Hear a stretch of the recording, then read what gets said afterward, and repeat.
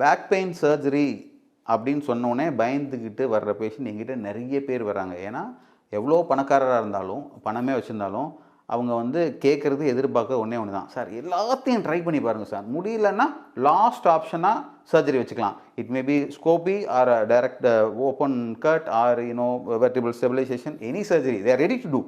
Sir எல்லா option try பண்ணி பாருங்கள் அப்படிங்கிற அந்த வரிசையில் நான் சர்ஜிக்கல் நான் மெடிக்கல் இன்டர்வென்ஷன் கீழே நான் வர்றேன். ஸோ அப்போ மருந்தே இல்லாமல் எதாவது பண்ணுங்கள் சர்ஜரி. ரைட், சர்ஜரி வேணால் I am affordable to pay, but இருந்தாலும் ஒரு லாஸ்ட் ஆப்ஷனாக ட்ரை பண்ணலாமே அப்படிங்கிறது தான் இன்றைக்கி மக்களுடைய எண்ணம். அந்த மாதிரி எண்ணம் படி பார்க்குறப்போ ஒரு பேக் பெயின் ஒரு பேஷண்ட் வர்றப்போ அவங்களுக்கு வந்து நிறைய கண்டிஷன்ஸ் இருக்குது, டூஸ் அண்ட் டோன்ட்ஸ் மாதிரி. இப்போது வந்து நிறைய பெயின் இருக்குது, இதை செய்யக்கூடாதுன்னு சொல்கிறாங்க. பட் ஈவன் ஆஃப்டர் சர்ஜரி இதை பண்ணலாமா அப்படின்னு கேட்டால் அப்போவும் அவங்களுக்கு ஒரு கொஷின் மார்க்கோடு தான் இருக்காங்க. எப்படின்னா சர்ஜரியே பண்ணிடலாம், பண்ணதுக்கப்புறம் கொஞ்சம் பத்திரமா இருந்துக்கோங்க, இந்த இதெல்லாம் செய்யக்கூடாது.